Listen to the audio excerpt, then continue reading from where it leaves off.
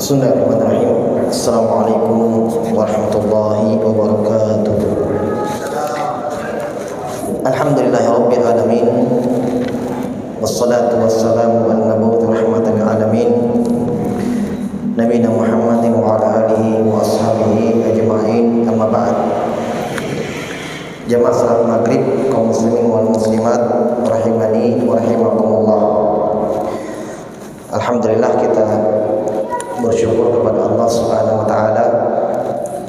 Pada malam hari ini kita kembali dikumpulkan oleh Allah Subhanahu wa taala di salah satu rumah dari rumah-rumahnya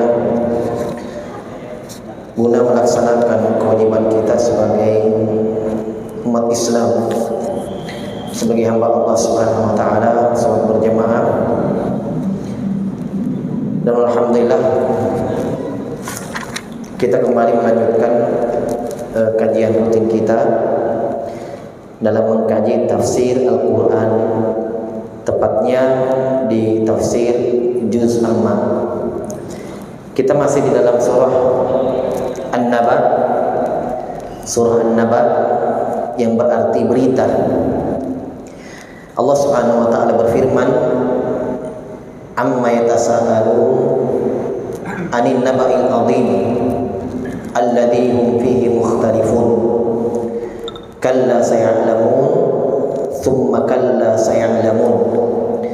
Kata Allah Subhanahu wa taala, tentang apa mereka bertanya-tanya, yaitu orang-orang yang mendustakan Allah Subhanahu wa taala.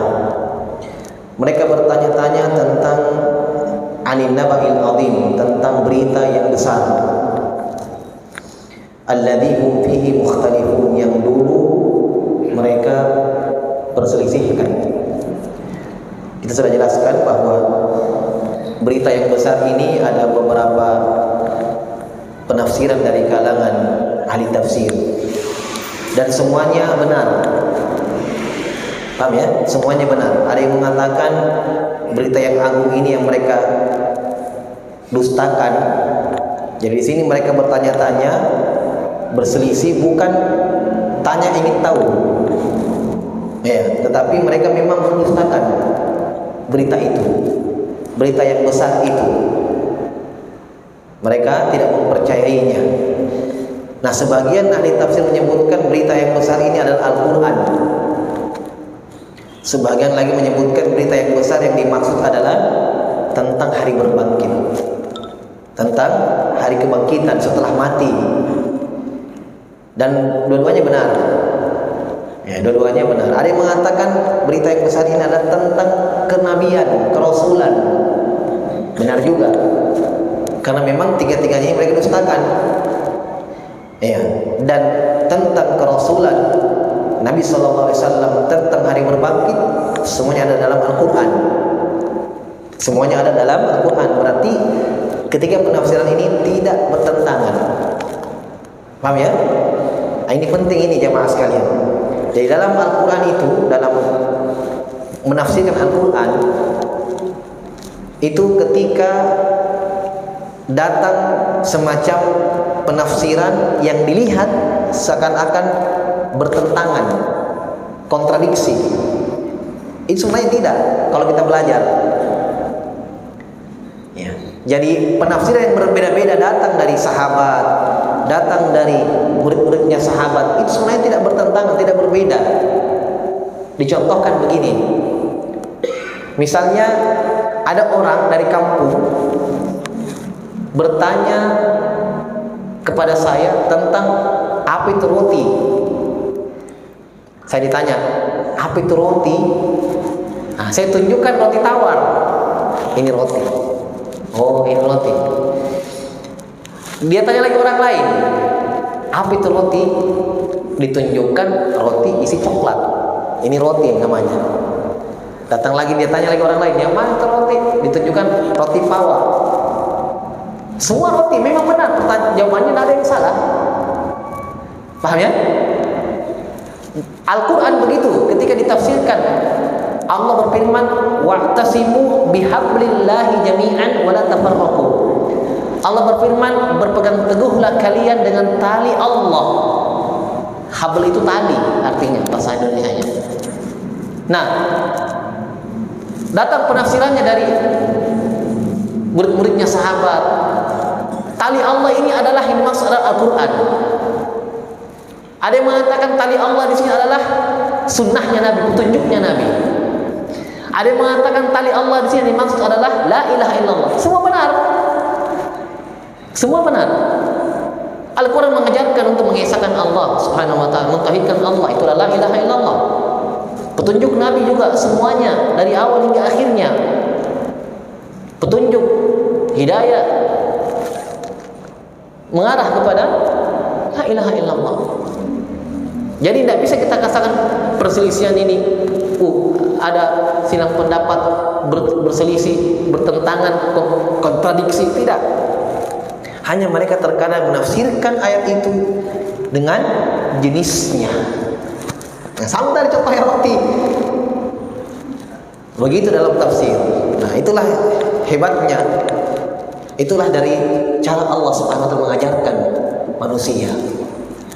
Karena Al-Quran itu jamaah sekalian diturunkan oleh Allah Subhanahu wa taala dengan makna yang jelas. Percuma Allah turunkan Al-Quran ketika tidak ada yang paham, membingungkan. Allah katakan walaqad yassarnal Qur'ana lidzikri fahal min mudzakir. Kami telah mudahkan Al-Quran untuk dipelajari, untuk diambil pelajaran darinya. Fahal min mudzakir. Kenapa tidak ada yang mengambil pelajaran dari Al-Quran? Disinilah kita jamaah sekalian mungkin cuma menghafal, membaca, bagaimana cara baca. Betul, itu ibadah. Itu sangat betul-betul patut diacungi jempol. Itu amalan yang luar biasa. Tapi memang sebagian orang jamaah sekalian hanya membahas tentang fokus pada mempelajari membaca. Padahal Al-Quran diturunkan untuk ditadaburi, difahami maknanya dan diamalkan.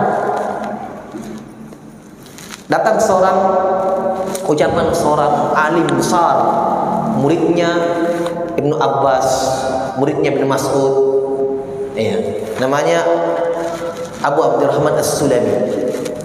Abu Abdurrahman As-Sulami. Beliau mengatakan, telah menceritakan kepadaku orang-orang yang mengambil langsung dari mulutnya Nabi Sallallahu Alaihi Wasallam, sahabat. Karena dia muridnya sahabat, jadi dia bercerita, sahabat Nabi menceritakan kepadaku yang mereka ini langsung mengambil Al-Quran dari mulutnya Nabi Sallallahu Alaihi Wasallam, bahwa mereka para sahabat mengatakan, lam nujawiz asyr ayat, lam natajawaz asyr ayat, kami tidak melewati 10 ayat. Sahabat ini, kami tidak melewati 10 ayat bersama Nabi sallallahu alaihi wasallam hatta na'lama fi maknaha,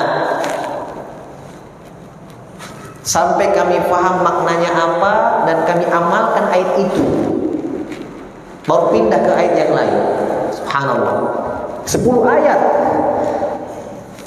dipahami maknanya, dibahas turunnya ini ayat kepada siapa, apa sebabnya turunnya ini ayat, maknanya apa, diamalkan, baru pindah lagi ke ayat yang lain. Jadi mereka pelajari Al-Quran sedikit-sedikit, diamalkan, kemudian mereka pelajari terus seperti itu sampai selesai. Itulah para sahabat radhiyallahu taala anhum. Jadi memang tidak ada yang namanya ayat Al-Quran itu maknanya tidak ada yang paham. Pasti ada. Hanya tergantung ilmu seseorang sampai di mana dia belajar. Dia pelajari Al-Quran, mentadaburi maknanya. Kita mungkin memahami ayat, ya, alhamdulillah kita baca artinya, misalnya terjemahannya. Kalau ada memang kita luangkan waktu itu, iya, kita kan ya hanya membaca, menghafal. Ya. Sebaiknya itu ada waktu yang kita jadikan untuk membaca maknanya. Terjemahan itu jamaah sekalian bukan makna. Terjemahan kita ke bahasa Indonesia itu pendekatan makna. Pendekatan makna. Ya, karena kalau mau diterjemahkan persis dengan apa yang Allah inginkan penerjemahan ke bahasa kita sulit. Bahasa Arab itu jamaah sekalian dalam. Yasin, silakan terjemahkan. Yasin. Makanya di penerjemahan Al-Quran dia bisa terjemahkan bahasa Indonesia. Cuma dia tulis kembali. Apa itu Yasin? Dia tulis kembali. Y-A-S-I-N, Yasin. Dan terjemahannya Alif Lam Mim. Silakan terjemahkan Alif Lam Mim, apa artinya? Bukan bahasa kita. Huruf muqatta'ah. Kaf ha ya ain shad. Silakan terjemahkan. Bisa. Saking dalam itu bahasa Arab. Jadi apa yang ditulis ke bahasa kita di Al-Quran terjemahan itu hanya pendekatan makna. Ya, pendekatan makna. Kita baca kisah-kisahnya, masya Allah. Ya, itu akan menumbuhkan iman. Diingat, didalami, resapi maknanya. Taib. Jadi Nabiul Azim yang dimaksudkan dalam ayat, ya, itu Al-Quran, hari berbangkit yang mereka dustakan. Sebab ini semua mereka dustakan. Kata Allah, kalla saya'lamun, sekali-kali tidak, mereka pasti akan tahu nanti akan kebenaran itu. Mereka akan lihat. Ketika mereka melihat siksaan Allah Subhanahu wa taala, barulah mereka yakin. Tsumma kalla saya'lamun, kata Allah, sekali-kali tidak, kemudian mereka akan mengetahui kelak. Ya. Syekh mengatakan yaitu ketika mereka dimasukkan dalam neraka jahanam. Yang ada di sana barulah mereka berangan-angan untuk kembali, meminta untuk dihidupkan kembali ke dunia. Nah, ini maksudnya. Tapi nanti kalau mereka melihat adab, kalau mereka melihat adab, itu pun kata Allah, walau ruddu la'adu lima nu'an. Kalau niscaya, kalau seandainya mereka dikembalikan, kalau seandainya Allah kabulkan permintaannya, dan ini tidak mungkin. Masa sudah masuk neraka, hidup kembali, di dunia lain kembali, tidak mungkin. Kata Allah, seandainya Allah kabulkan itu permintaannya, dikembalikan ke dunia, niscaya kata Allah, mereka akan kembali kafir sebagaimana dulu. Itulah luasnya ilmu Allah Subhanahu wa taala. Sampai-sampai kejadian yang tidak terjadi Allah jelaskan ini yang terjadi kalau itu terjadi. Apa hasilnya? Jadi hanya meminta angan-angan saja. Kalla innaha kalimatun wa qailuha. Itu hanya kalimat yang mereka lontarkan, angan-angan permintaan. Kemudian setelah itu kita lanjutkan. Allah Subhanahu wa taala mengatakan di ayat selanjutnya, ayat ke-6, alam naj'alil arda mihada wal jibala autada wa khalaqnakum azwaja. Artinya, tidakkah kami sudah menjadikan bumi untuk kalian mihada? Mihada, hamparan, lurus ya, hamparan. Wal jibala autada, bukankah kata Allah kami sudah menjadikan gunung itu sebagai tiang? Tiang. Kalau rumah itu ada tiangnya, efeknya sih kuat. Nah, bumi juga begitu, jamaah sekalian. Bumi dikuatkan dengan gunung yang tertancap kuat. Itulah ya autad, tiang. Wa khalaqnakum azwaja, dan bukankah kata Allah kami sudah cipta kalian wahai manusia berpasang-pasangan. Nanti kita baca tafsirnya. Maksudnya Allah tidak jadikan kita laki-laki semua, ya, atau perempuan semua. Gimana kira-kira kalau laki-laki semua? Wah, Allah ciptakan kepada kita, berikan kepada kita yang namanya kecondongan kepada lawan jenis. Kemudian Allah jadikan kita semua laki-laki, tapi Allah jadikan ada pasangan. Jelas ya? Kata Allah Subhanahu wa taala, "Wa ja'alna naumakum subata," dan kami jadikan tidur kalian sebagai penghilang lelah untuk kalian. Wa ja'alna al-laila libasa, dan kami jadikan untuk kalian malam itu sebagai peristirahatan kalian. Habis kerja sehari, apalagi kalau yang sebagai tukang, iya. Ini jamaah sekalian, ini Allah paparkan nikmat. Jadi ini fi ma'rad imtinan. Jadi setelah Allah sebutkan tentang perkara-perkara yang mereka dustakan, Allah Subhanahu wa taala sebutkan anugerahnya kepada manusia, makhluk. Pernah kita berpikir ini yang Allah sebutkan semuanya sebagai nikmat? Satu saja, nggak usah semua, terlalu banyak ini semuanya. Satu, kita rasakan ini nikmat. Kita ambil saja tidur. Kita mungkin jarang berpikir ini nikmat sebenarnya. Orang tidak bisa tidur sampai beli obat untuk tidur.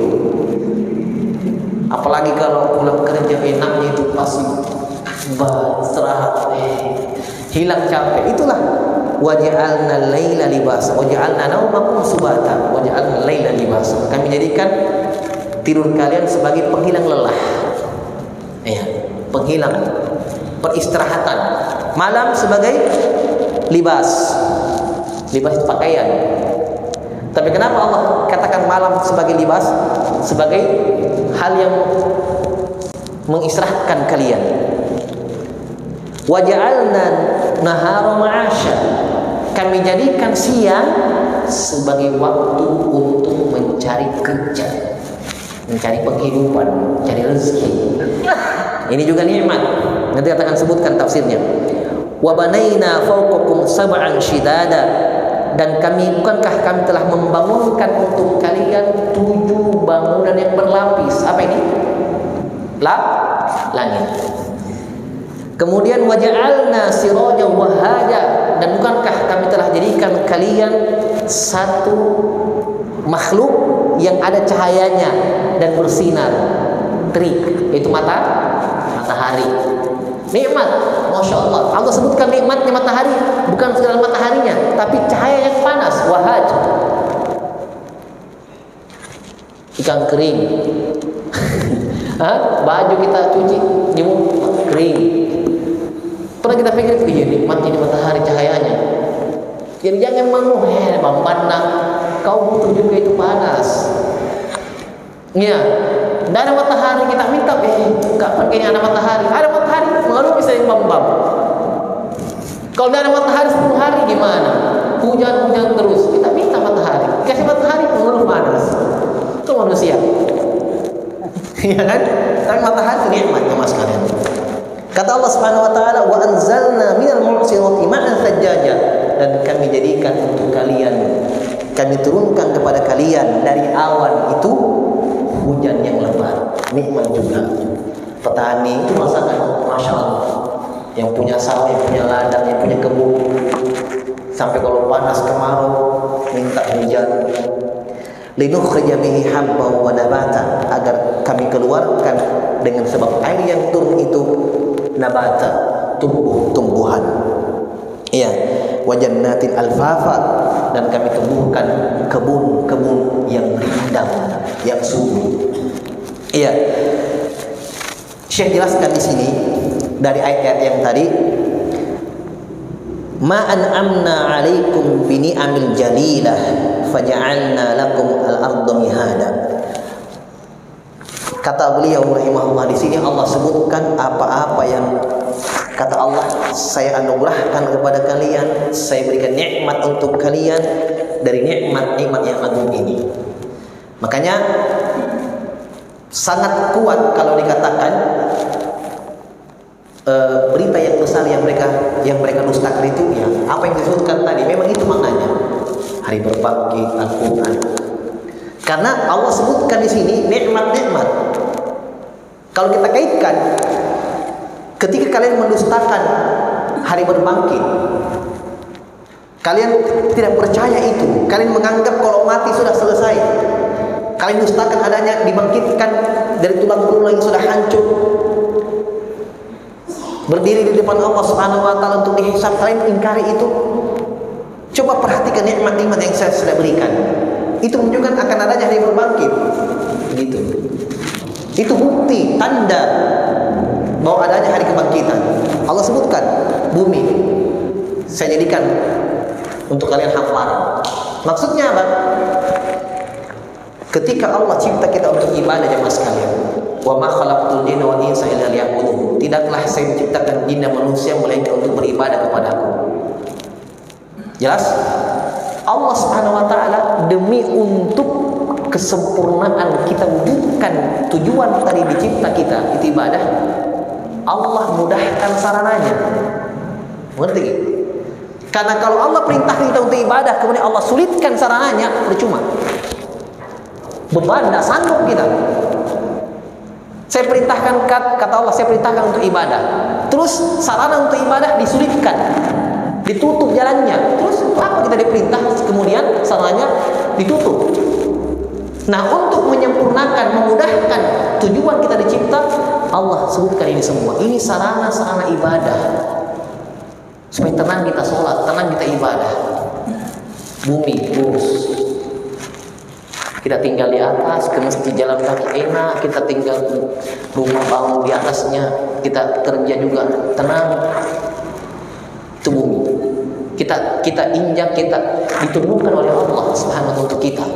Walladzi khalaqa lakum ma fil ardi jami'an. Ialah Allah yang menciptakan untuk kalian bumi itu untuk kalian. Mana kaitannya dengan hari berbangkit? Ketika Allah berikan kalian nikmat dan anugerah dan Allah perintahkan kalian untuk ibadah, berarti ada hari perhitungan. Jangan, berarti ada nanti penanggung-jawabannya. Karena saya sudah kasih kok ini, saya sudah kasih ini, saya sudah kasih ini, saya sudah kasih ini, saya perintah untuk kalian ibadah. Tidak ada hisab. Terus ibadah kita sudah beribadah kepada Allah Subhanahu wa taala, kita bersama di atasnya ujian demi ujian kita. Bukan hikmah Allah kemudian mati adalah tempat peristirahat terakhir. Orang beriman yang kata Nabi, ad-dunya sijnul mukmin, dunia itu penjara bagi orang beriman, surga bagi orang kafir. Meninggal, mati adalah hari terakhir dari kehidupan lagi setelahnya. Wala yadhlimu rabbuka ahada, kata Allah. Allah tidak mungkin mendolimi siapapun. Inna Allah la yudhi'u ajral muhsinin. Allah tidak akan menyia-nyiakan amalan para berbuat baik. Makanya ada hari hisab, ada hari berbangkit. Semua yang Allah paparkan di sini tentang malam, siang, bagaimana bumi itu, bagaimana hujan, itu nikmat Allah yang turunkan kepada kita untuk kita pakai untuk beribadah. Demikian pertanggungjawaban. Itulah hari hisab. Nah, itulah kaitannya. Kenapa? Jadi kalau kita baca ini ayat, mereka orang kafir bertanya-tanya tentang mereka dustakan hari kebangkitan. Kenapa Allah langsung ungkap nikmatnya? Itu dia. Karena nikmat akan dimintai pertanggungjawaban oleh Allah Subhanahu wa taala. Iya. Kata Syekh, faja'alna lakumul arda mihadan. Di antara yang Allah sebutkan adalah Allah jadikan untuk kalian bumi itu mihadan. Apa arti mihadan? Mumahhadah, muhayyaah. Mihad siap terpakai, siap untuk digunakan, itu mihad. Terhampar lurus, siap untuk digunakan. Silahkan. Bukan bumi itu sulit diatur, goyang-goyang, ya. Hah? Berhenti dulu. Kita mau tidak, sudah tenang itu bumi, lurus. Ada gunung sedikit, gampang. Datang SK rata lagi. Ditentukan, silahkan. Itu bumi. Ustaz, berarti bumi datar? Bukan. Tidak ada dalilnya di sini bumi datar. Mihadan itu rata, lurus. Bukan berarti bumi itu lurus semuanya. Jadi bulatnya bumi itu tidak bertentangan dengan datarnya dia di sini. Karena yang kita saksikan memang bumi kan datar. Ya. Tapi kalau dibilang bumi secara menyeluruh, walaupun ini sebenarnya pembahasan yang tidak terlalu penting, ya, tapi kalau ditanya bumi itu bulat, bilang saya bulat. Karena telah dinukil kesepakatan oleh ulama Islam bahwa itu bumi itu bulat dengan dalil-dalil di antara yang mereka pakai kata Allah Subhanahu wa taala di dalam Al-Qur'an dalam surat At-Takwir. Dalam surat At-Takwir. bahwa bumi itu kuwirat, bumi itu diputarkan, berputar. Kemudian Allah Subhanahu wa taala berfirman juga, wa tilkal ayyam nudawiluha bainan nas. Itulah hari-hari kata Allah yang kami putarkan untuk kalian. Itu juga mereka pakai dalil para ulama yang semua mengarah kepada bahwa bumi itu bulat. Tapi sekali lagi pembahasan ini sebenarnya pembahasan yang tidak menambah keimanan kita juga. Paham maksudnya? Bumi bulat atau datar, apa manfaat untuk kita? Bumi bulat atau datar? Dan manfaat untuk kita. Intinya kau sholat, kau perintah, laksanakan perintah Allah Subhanahu wa taala. Mau bumi bulat, mau datar, tidak ada urusan. Ya kan? Tapi orang-orang bahas mana sampai mau debat sampai tidak ada manfaat. Mereka juga tidak sholat. Tidak ada gunanya. Itu yang disebutkan oleh para ulama, itu ilmu yang tidak ada manfaatnya. Fudul ilmu. Ya, tapi ada pembahasannya, ada, tapi bukan hal yang ilmu yang bermanfaat untuk keimanan, meningkatkan iman. Tapi kalau kita ditanya, bilang bulat bumi itu. Jadi ini ayat tidak bertentangan dengan bulatnya. Mihadan artinya lurus, ya, mudah kita tinggal di atasnya. Allah tundukkan, muhayya'ah, siap terpakai. Ya. Lakum muhayyatan lakum wa limasalihikum. Disiapkan oleh Allah untuk kalian, untuk kemaslahatan, pemanfaatan kalian. Itu tadi, tinggal di atasnya, mencari nafkah di situ juga. Kata Allah Subhanahu wa taala, famshu fi manakibiha wa kulu min rizqihi wa ilaihi nusyur. Persis kata Allah, bertebarlah kalian, berjalanlah kalian di atas muka bumi ini untuk cari rezeki. Silahkan kerja, kalau mau silahkan, bebaskan. Famshu fi manakibiha, berjalanlah ke sudut-sudutnya bumi, maksudnya ya cari kerja. Ingat kata Allah, wa kulu min rizqihi, makanlah rezeki yang kalian dapat. Sudah? Terakhirnya Allah ingatkan, wa ilaihi nusyur. Ingat, hanya Allah, kepada Allah kalian kembali. Jadi memang untuk mengingatkan hari kebangkitan, selalu Allah gandengkan dengan kehidupan. Kerjamu, rezekimu, apa, silahkan. Ingat, kembali kok nanti. Sama di sini juga.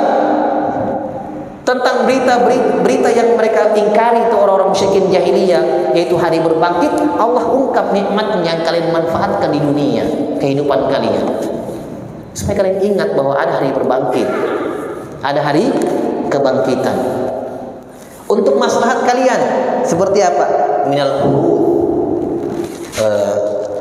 persawahan, kalian bertani di situ, di atas bumi ini. Wal masakin, kalian bangun rumah di atasnya, tinggal. Wasul, kalian jalan. Masya Allah, lihat kita buat jalan raya, ya, enak kita pakai ya, setiap hari lalu lalang di situ kendaraan. Allah mudahkan semuanya. Allah mudahkan. Ya. Itu dari Allah Subhanahu wa taala. Kemudian yang kedua yang Allah sebutkan, wal jibala autada. Bukankah kata Allah, saya telah menjadikan untuk kalian gunung ini autad. Yaitu apa autad? Lihat penafsirannya. Tumsikul ardh li alla tattariba bikum wa tamid. Bukankah saya jadikan gunung untuk kalian sebagai tiang yang dengan gunung ini menahan bumi agar tidak berguncang. Makanya jamaah sekalian, jangan heran ke tempat kita sering gempa. Kenapa? Gunung ditebang rata, bangun rumah rata. Memang fungsi gunung itu dia tertancap kuat di tanah, ternyata untuk menghalangi pergerakan bumi. Hikmah Allah. Makanya di Arab Saudi jarang gempa. Pernah umroh senge gunung. Dan di Yaman juga tidak pernah gempa. Sampai orang Yaman dicerita sama teman-teman di Yaman, kalian di Indonesia sering gempa? Sering. Gimana nih itu gempa rasanya? Orang Yaman bilang begitu. Tidak pernah mereka gempa. Tapi memang gunung, banyak gunung, baru gunungnya batu, bukan kayak kita tanah yang mudah longsor, hujan sedikit longsor gunungnya. Mereka batu kuat. Jadi pernah terjadi gempa di zaman kekhalifahan Umar bin Khattab. Itu satu kali. Sebutkan riwayat, dan beliau mengatakan, kalau sekali lagi terjadi gempa di Madinah, demi Allah, kata Umar bin Khattab, tinggalkan kalian. Karena beliau menegur bahwa ini karena dosa yang kalian lakukan. Saya tinggalkan kalian. Saya pergi dari sini. Pernah sekali terjadi di kekhalifahan Umar bin Khattab radhiyallahu anhu. Iya. Pernah juga Nabi di atas Gunung Uhud. Itu kan hanya di situ, gunung yang bergetar. Bukan tanah semua, tapi Gunung Uhud. Nabi di atasnya bersama Abu Bakar As-Siddiq, Umar dan Utsman. Bersama Abu Bakar dan Umar. Ya. Dan Utsman. Kemudian Gunung Uhud itu goyang. Maka kata Nabi SAW, uskut ya Uhud, diam kamu Uhud. Maka Uhud berhenti. Karena kata Nabi SAW, diam kamu, karena di atasmu ini tidak lain dan tidak bukan hanyalah seorang Nabi dan As-Siddiq, orang yang jujur, dan dua syahidan, dua orang yang akan mati syahid, yaitu Umar dan Utsman radhiyallahu ta'ala anhum ajma'in. Itu saja. Jelas ya? Jadi sini jelas fungsi gunung itu menahan bumi untuk tidak berguncang, untuk tidak goyang. Ya. Taib, itu nikmat berarti ya. Dari sini kita melihat, kita ambil ilmu bahwa memang itu gunung yang Allah cipta, bukan dibilang tidak ada gunanya, tidak ada manfaatnya, tidak. Itu justru demi kebaikan kita semua. Allah cipta gunung, Allah tancapkan gunung, Allah pasang gunung itu agar kita tenang di atas dunia ini. Masya Allah. Ya. Hanya karena pelebaran di korek gunungnya, ya, berkurang gunungnya. Taib. Kemudian kata Allah, wa khalaqnakum azwaja. Bukankah saya telah menciptakan kalian wahai manusia berpasang-pasangan? Maksudnya dzukuran wa inathan, laki-laki dan perempuan. Min jinsin wahid, dan kalian dari jenis yang sama. Allah tidak jadikan kita laki-laki semua pas mau kawin dengan hewan. Tidak. Tapi jenisnya sesama kalian, manusia, laki dan perempuan. Dan ini Allah jadikan fitrah manusia, kecondongannya kepada lawan jenis. Makanya kalau ada orang yang suka sesama jenisnya, keluar dari fitrah manusia. Nah, hewan saja, ayam saja cari yang betina. Manusia, kenapa ada yang sesama? Ini lebih ngeri daripada hewan. Itu penyakit. Apalagi lagi marak sekarang LGBT. Naudzubillah. Kaumnya Nabi Lut, Allah dalam Al-Quran ya, Allah siksa dengan siksaan, kata Allah, yang tidak pernah kami siksa seluruh manusia semenjak tercipta dunia ini. Kalian paling pertama kami siksa seperti itu. Kenapa? Karena kalian mendatangkan dosa yang kalian pertama kali datangkan dosa itu yang tidak pernah ada yang dahulu kalian. Dosa hubungan sama jenis. Kaum Nabi Lut, apa siksaan yang Allah berikan kepada mereka? Waja'alna 'aliyaha safilaha, dan kami jadikan untuk mereka atas jadi bawah, bawah jadi atas. Kita tidak bisa bayangkan bagaimana siksaan. Kami jadikan atas di bawah, bawah atas. Miring saya sedikit ini dunia hancur. Bagaimana? Ini kami jadikan atas, bawah, bawah atas. Ngeri. Itu kaumnya Nabi Lut. Kata Allah, karena kalian datangkan dosa yang tidak pernah ada orang yang dahului kalian dengan dosa itu. Sesama jenis. Itu terwariskan. Ada sampai hari ini. Nauzubillah. Makanya kalau kita tidak sama-sama untuk mengurangi hal seperti ini, mengobati mereka, terus mengajak mereka kepada jalan yang benar. Allah berfirman, wattaqu fitnatan la tusibanna alladziina dzalamu minkum khassah. Takutlah kalian kepada adab Allah, hukuman Allah yang tidak hanya menimpa orang-orang zalimnya saja. Ketika Allah kirimkan hukuman, itu Allah tidak pilih orang-orang jahat yang kena. Kena semua. Makanya kita disyariatkan saling menegur, saling mengingatkan, memerintahkan kepada yang baik, mencegah dari yang mungkar. Karena ini, iya, Allah sudah ingatkan, hati-hati kalian dengan hukuman Allah Subhanahu wa taala.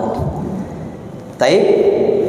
Jadi Allah menciptakan makhluk, menciptakan manusia untuk pasangan. Ada namanya nikah. Iya, dari situ kalian dapatkan keturunan. Iya. Liyaskuna kullu minhuma ilal akhar. Agar apa? Lihat hikmahnya Allah. Dan ini nikmat yang luar biasa. Allah cipta kalian manusia ada laki-laki dan perempuan. Yang kedua, Allah jadikan kecondongan kepada sama lawan jenisnya. Iya, ada kecondongan, keterkaitan, keterikatan. Untuk apa?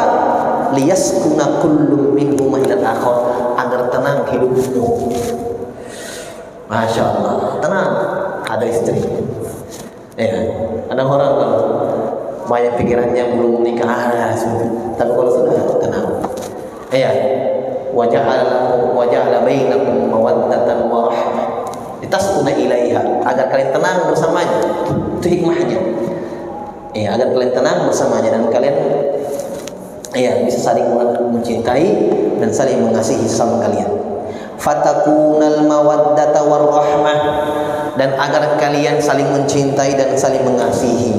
Wa tansha'u anhum dzurriyyah. Apalagi hikmahnya?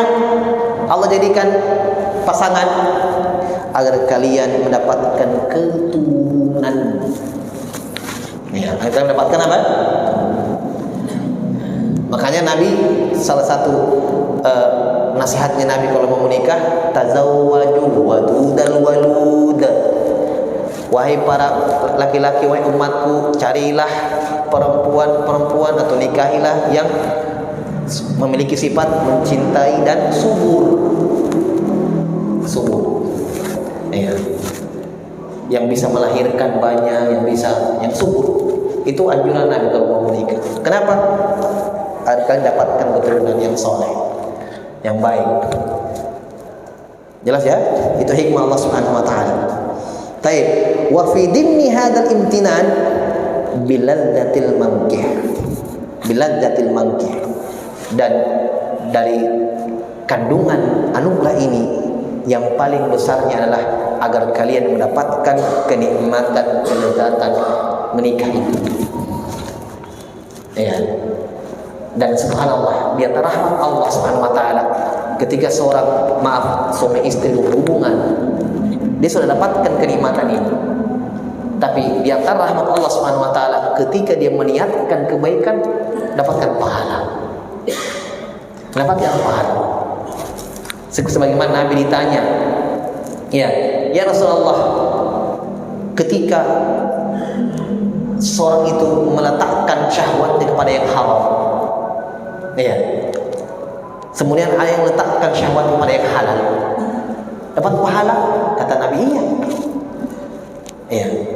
Sebagaimana ketika syahwat itu ditempatkan pada yang haram, yang tidak halal baginya, kata Nabi SAW, berarti ketika kamu letakkan syahwatmu itu kepada yang halal, kamu dapat pahala. Itu adilnya Allah Subhanahu wa taala. Jadi ketika seorang itu terjatuh dalam perbuatan dosa, ditempatkan syahwatnya, nafsunya itu kepada yang haram, dapat dosa kan? Iya. Tapi bagaimana kelembutan Allah Subhanahu wa taala dan kebaikannya, di yang halal dapat pahala. Masya Allah. Iya. Sedang mendapatkan kenikmatan, dapat pahala pula. Ya, ibadah itu jamaah sekalian. Ya. Jangan hanya, itulah memang pentingnya kita niatkan, pentingnya kita belajar. Kalau tidak niatkan juga ya tidak dapat apa-apa, mubah-mubah saja. Iya, hanya kegiatan biasa. Tapi kalau dia niatkan, ternyata ini bisa dapat pahala, subhanallah. Baik. Itu dari nikmat Allah Subhanahu wa taala. Kemudian kata Allah, wa ja'alna naumakum subata. Bukankah Allah telah menjadikan untuk kalian tidur kalian sebagai peristirahatan kalian? Subata, apa makna subata? Maksudnya roha. Subata artinya istirahat, menghilangkan lelah. Nah, itu tidur. Nah, itu manusia butuhkan. Ya, jadi memang harus sehari tidur memang. Nggak bisa tidur. Ya. Makanya ada orang datang kepada Nabi Aisyah bertanya bagaimana Nabi rumah itu ibadah bagaimana. Dijelaskan oleh Aisyah. Dia mengatakan, kalau begitu saya tidak mau tidur deh. Saya mau sholat terus. Nabi tegur. Kata Nabi, saya itu orang yang paling bertakwa kepada Allah dan saya paling takut sama Allah. Saya sholat malam, saya tidur juga. Ya mungkin kata Nabi, kalau kita bilang, jangan terlalu bos. Jangan juga terlalu berlebihan sampai tidak tidur. Nabi tidur malam, tapi sedikit. Iya. Apa kata Allah dalam Al-Quran? Qumil laila illa qalila, nisfahu aw inqus minhu qalila.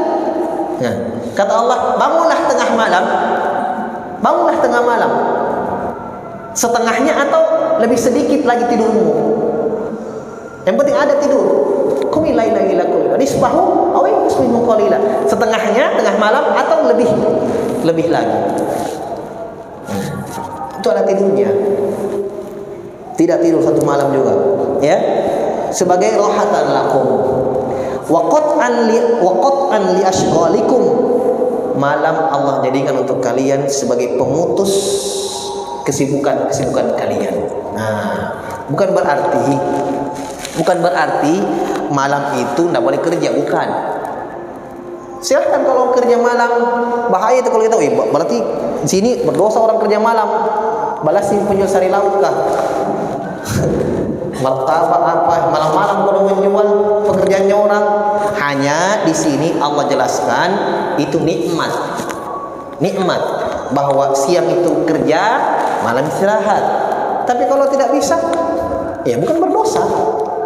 Ya, ada orang begitu, malam dia bisa kerja, nanti siang istirahat. Paham ya? Nanti siang istirahat. Tapi asalnya itu bahwa siang itu sebenarnya untuk berkegiatan begitu. Nah, malam istirahat. Jelas ya? Itu dari anugerah Allah Subhanahu wa taala. Malam ya, tidur kalian sebagai penghilang lelah kalian, memutuskan kesibukan kalian.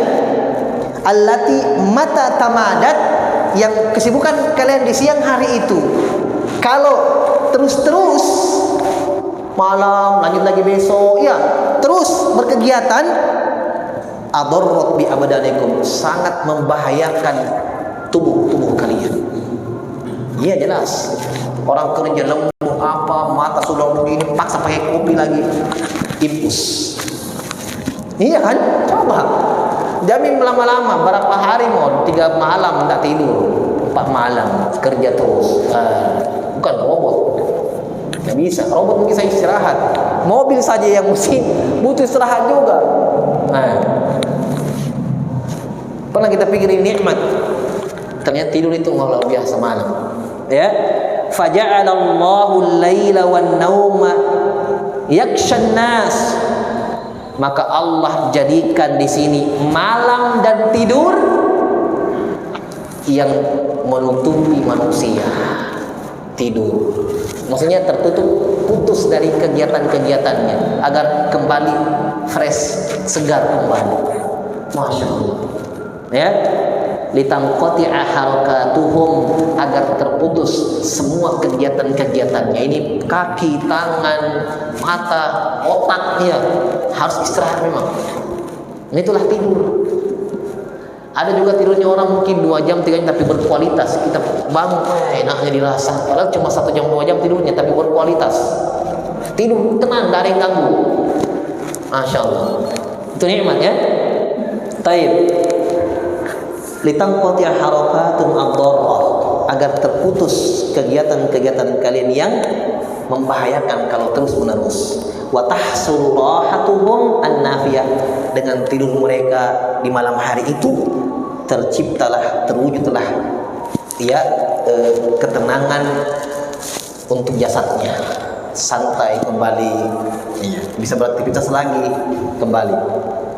Masya Allah. Kemudian kata Allah, sudah selesai? Sudah ya? Hah? Sudah? Masih apa? Sudah. Kadang lupa waktu. Bunyi tadi? Bunyi. Isya 10. Oh, masih ada. Taib, satu ayat lagi. Wa banaina fawqakum sab'an shidada. Kami telah bangunkan kalian 7 yang berlapis yang kuat. Shidad artinya kuat. Iya. Sab' 7. Kata Allah, saya bangunkan kalian di atas kalian 7 yang kuat berlapis. Ini dalil bahwa langit 7. Ya, langit itu tuh 7. Taib. Apa ini? Kata beliau, sab' samawat, 7 lapis langit. Fi ghayatil quwwah, berada pada puncak kekuatan. Mana buktinya langit kuat? Apa itu? Dari tiangnya. Iya kan? Dari tiangnya. Luasnya ini berapa dari yang kecuali Allah Subhanahu wa taala. Tapi tiang tidak ada, tidak pernah jatuh. Itu dalil kuatnya. Berlapis-lapis lagi. Masya Allah. Tidak pernah jatuh. Allah yang tahan langit itu. Antazula, tidak bergeser. Tidak menimpa bumi juga. Ya. Was-salabah wasyiddah. Langit berada pada puncak kerapian dan kuat. Berlapis-lapis tapi kuat. Wa qad amsakaha Allahu biqudratihi. Allah Subhanahu wa taala menahan langit itu dengan kekuatannya. Dengan kekuatannya. Wa ja'alna saqafan fil ard, dan Allah jadikan langit itu atap untuk bumi, untuk makhluk. Fiha iddatu manafi' lahum. Pada langit itu ada manfaat-manfaat untuk mereka. Ada manfaat-manfaat untuk manusia. Walihada dzakara mim manafiha asy-syams. Oleh karena itu Allah sebutkan setelahnya, di antara manfaat langit adalah di langitlah ditempatkan itu matahari. Itu dari manfaat langit. Ada bintang di sana. Ada bulan. Makanya setelahnya Allah sebutkan tentang matahari. Baik, itu dari tafsir ayat yang kita baca pada malam hari. Kita lanjutkan di pertemuan berikutnya. Wallahu ta'ala a'lam bishawab. Kita cukupkan dulu. Subhanallahi wa bihamdihi, asyhadu an la ilaha illa anta, astaghfiruka wa atubu ilaik. Wa akhiru da'wana alhamdulillahi rabbil alamin.